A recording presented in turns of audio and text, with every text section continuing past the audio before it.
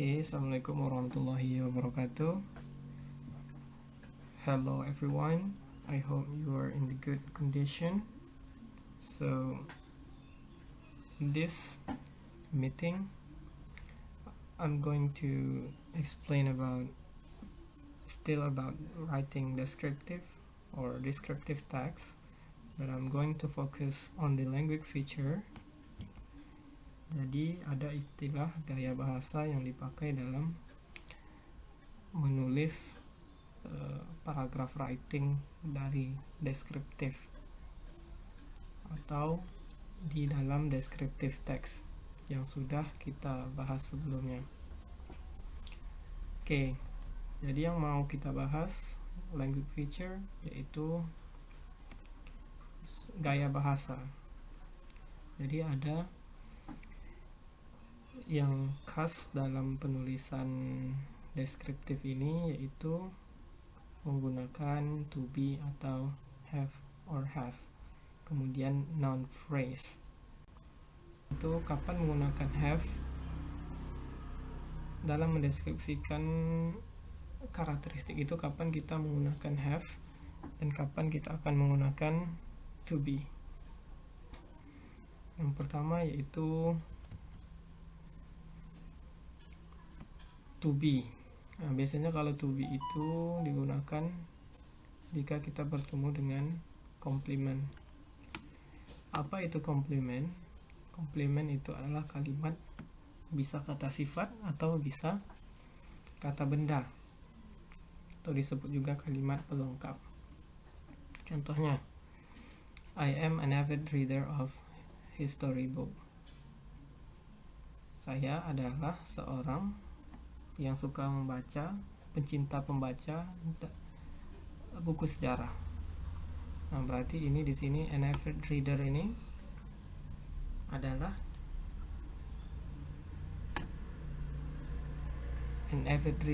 adalah kata komplement. Kemudian yang kedua, the weather is very pleasant.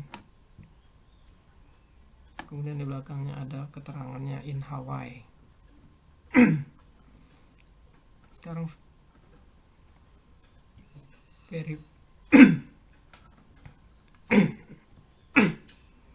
sekarang apa itu very pleasant? Yaitu sangat nyaman, sangat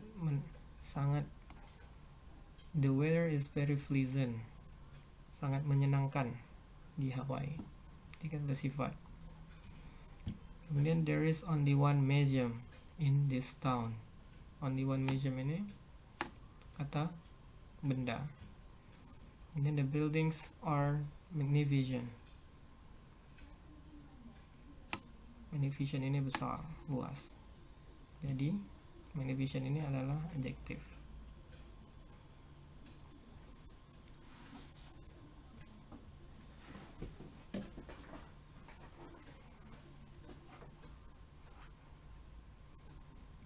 Jadi komplement ini itu bisa atau objek dari kalimat yang bisa diantaranya noun atau adjective atau noun adjective atau adverb.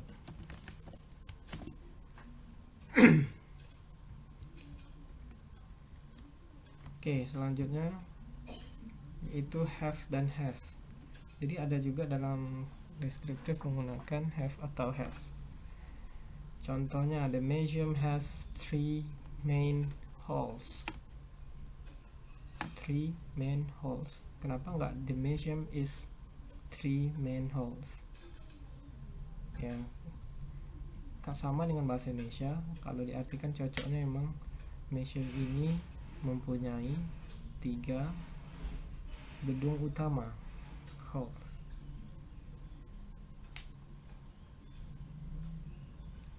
Atau kalimat yang di bawah, all the parts in the city have special beans. Nah, jadi kalau subjeknya itu plural, ini pakai s, parts, itu menggunakan have. Kalau di atas itu tunggal, museums, cuma satu gitu. Kemudian kapan menggunakan have dan has, yaitu ketika objeknya itu, ketika deskripsi karakteristik itu berbentuk noun phrase. Apa itu noun phrase? Yaitu kata benda yang disifati.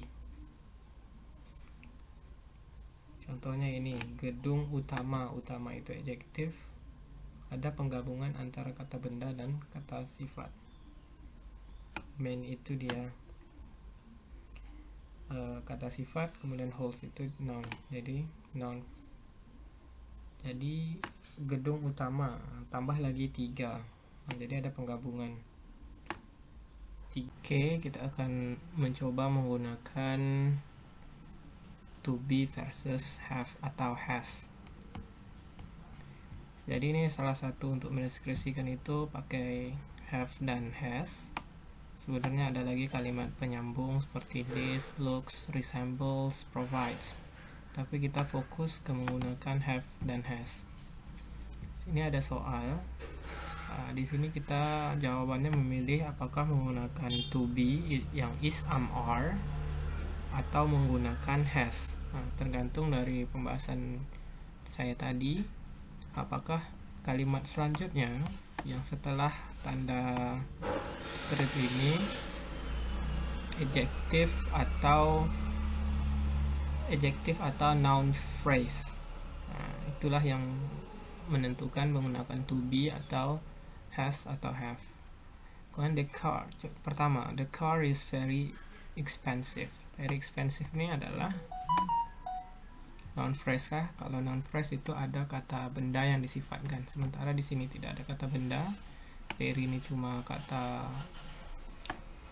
keterangan, sangat mahal. The car bla bla bla, berarti ini adjective. Nah, itu kita memakai to be. To be dari car adalah tunggal, nggak pakai s, berarti dia is. Yang kedua, they bla bla bla a big house. Oke, jadi big house-nya adalah big kata sifat, kemudian ada kata benda house. Itu kata benda yang disifatkan, berarti ini noun phrase. Jadinya memakai have atau has, karena di sini they. Bisa kita tahu kalau plural itu dia pakai have, kalau yang singular pakai has. Nah, dia adalah plural, jadi pakai have. Jadi dia menggunakan have.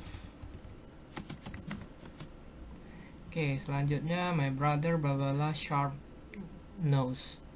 Apakah ini adjective? Kita lihat, sharp itu mancung, nose hidung, hidung mancung, berarti itu noun phrase juga. Berarti dia menggunakan have atau has. My brother itu tunggal, berarti has. Kemudian the toilet, di sini ada the toilet bla bla bla is at the west of the school. Ini tadi dia selain kata sifat bisa juga dia komplement, kata sifat, kata benda, atau kata keterangan, bisa keterangan tempat. Di sini tidak ada kata benda yang disifatkan, yang dengan itu kita memakai have dan has, tapi di sini ada keterangan tempat aja. Itu yang dibahas tadi ya. Tidak, dia komplement noun, adjective atau adverb. Berarti kita menggunakan to be. To be dari toilet adalah is.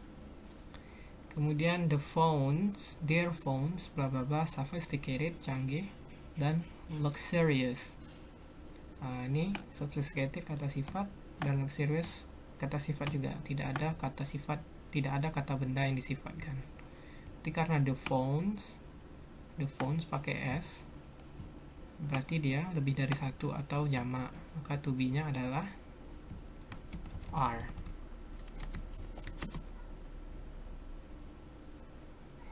Oke, itu dia pembahasan mengenai to be versus have or has. So I hope you understand this. Untuk latihannya kita cuma untuk mendeskripsikan benda. Kita bisa pakai has, have, atau kita bisa menggunakan to be. This is very expensive. Atau this car is very expensive. Atau kita bisa juga bilang this car is an expensive car. Seperti itu. Bisa pakai has atau bisa pakai to be, tergantung pembentukan katanya noun phrase kah atau adjective. Oke, kita akan membahas bagaimana jika dalam kata itu noun phrase melebihi dari satu adjective. Bisa aja kalimatnya itu dalam satu kata itu memiliki lebih dari satu adjective. Bisa dilihat contohnya, telepon genggam Nokia kecil, persegi, hitam, baru, paling mahal. Ada berapa adjektif di sini? Nah, yang saya warnai merah ini kecil itu adjektif, persegi itu adjektif juga, hitam warna, semua warna itu adjektif, baru itu adjektif, palingnya bukan, mahal itu adjektif. Jadi melebihi satu adjektif.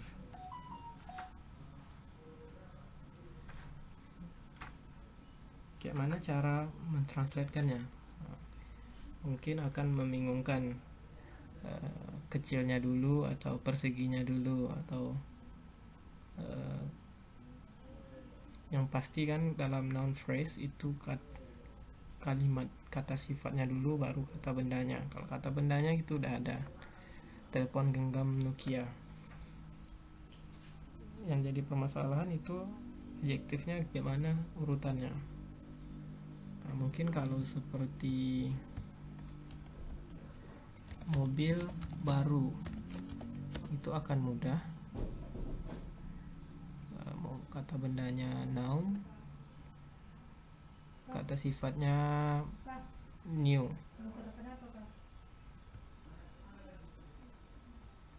Jadi kalau seperti ini, kata sifatnya a new car, tentu akan mudah. Lalu bagaimana jika kalimatnya itu kata sifatnya melebihi dari satu? Nah, tentu akan membingungkan. Dan ada lagi contoh kalimat yang kedua, beberapa minuman panas enak. Ada dua adjektif, panas dan enak. Sekarang itu ada urutannya yang bisa dilihat di tabel ini. Nah, ini kalimat yang tadi. Jadi urutan adjektifnya itu yang ini. Jadi yang deskriptifnya dulu itu seperti kata sifat biasa, expensive. Kemudian size, urutan yang keduanya size itu ukuran. Kemudian age, temperature. Kalau ada, ini kan gak ada. Yang tadi cuma apa tadi? Telepon genggam Nokia kecil, persegi, hitam, baru, paling mahal, atau yang paling mahal gitu. Jadi cara mentranslatekannya, nounnya telepon genggam, kemudian yang kedua itu deskriptifnya, yaitu expensive, mahal. Berarti telepon genggam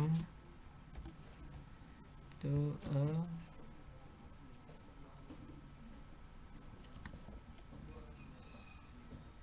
cell phone atau handphone.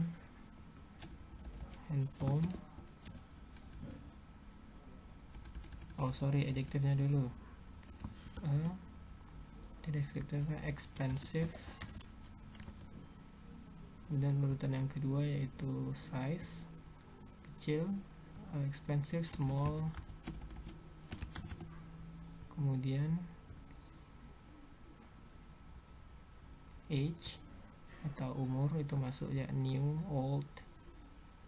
Ada maka itu ada baru kan. Expensive, new. Kemudian temperature nggak ada, shape-nya square, persegi itu square. Oh sorry, ini tadi yang paling ya, yang paling berarti the most expensive small new square. Kemudian ada color itu black.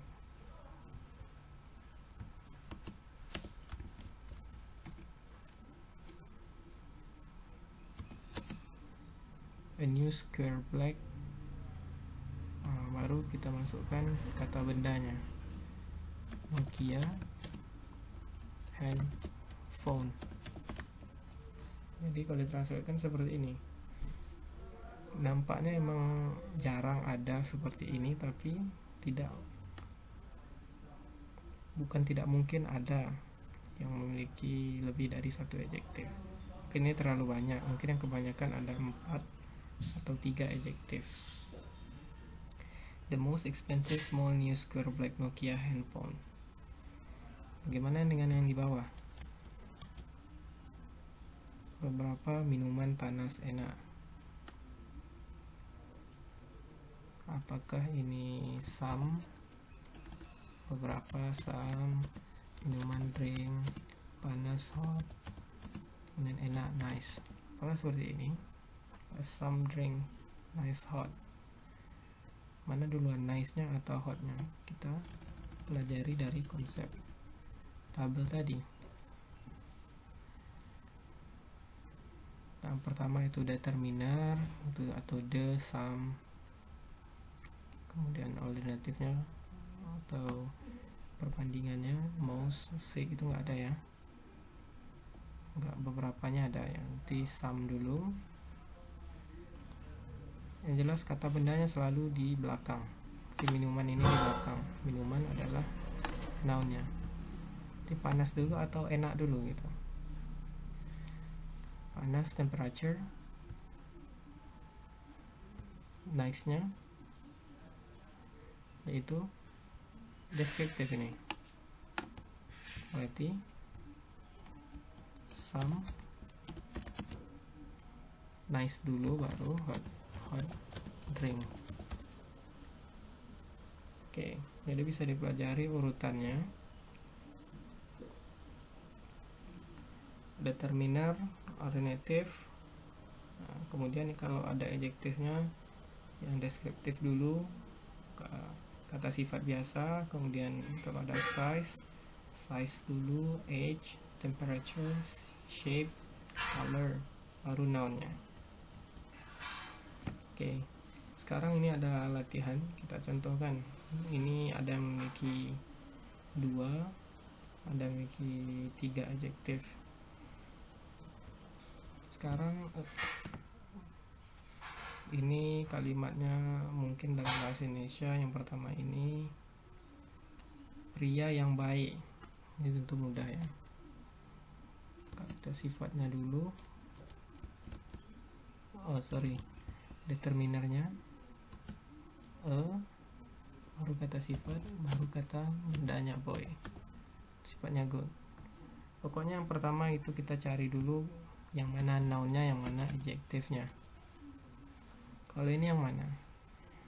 Ini problemnya adalah noun. Sifatnya itu important. Itu determiner. Berarti two important problem. Nah, kemudian ada yang lebih dari 2 adjektif. T5 dulu. 5. Kita cari noun-nya, ini hotel. Star Hotel. star sama hotel yang nounnya ya. Ini maksudnya mungkin 5 hotel mewah berbintang 5 gitu.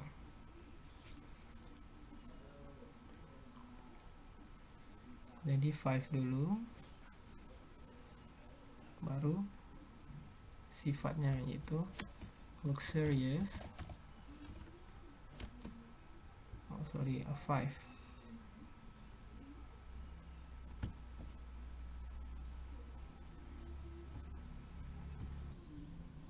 Oke. Luxurious, hotelnya nounnya. Jadi 5.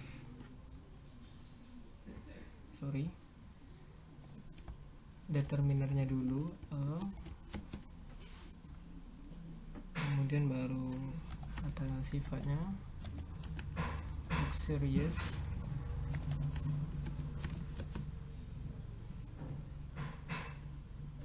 Sebuah hotel mewah berbintang 5.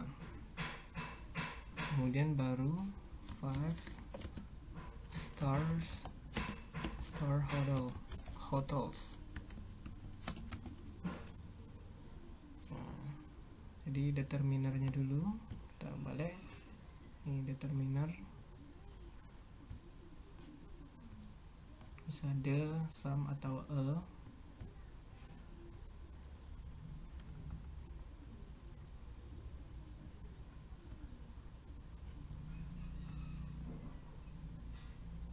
Kemudian luxurious atau sifatnya, kemudian baru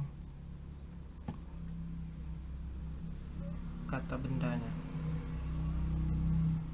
Ini ada 2, 5 star sama hotel. 5 star ini ya bintang 5, hotel berbintang 5. Sekarang leader strong old, kira-kira ini bahasa Indonesianya seorang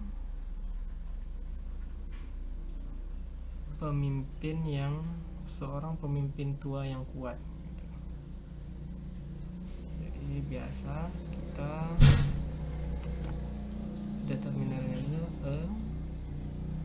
baru kalau all ini age. Di quantify apanya dulu, deskriptifnya strong, baru old, baru leader yang tadi. Nah, duluan deskriptif daripada age, ini old. Kalimat yang terakhir, a little wooden house. Jadi seperti biasa kita harus tahu nounnya house, kemudian di sini kata sifatnya bisa little, ada little dan wooden. Manakah yang duluan, wooden atau little? Jadi kalau di sini dia nggak ada materials ya, jadi yang di buku cetak kalian itu ada urutannya materials. Nah, jadi duluan kalau little itu tadi size, jadi size dulu baru material. Sedangkan nounnya itu house, berarti sama ya, a little wooden house. Oke, jadi itu dia tentang pembahasan word order. Untuk lebih pahamnya mungkin akan kalian latihankan, karena practice makes better. Sekian, assalamualaikum warahmatullahi wabarakatuh.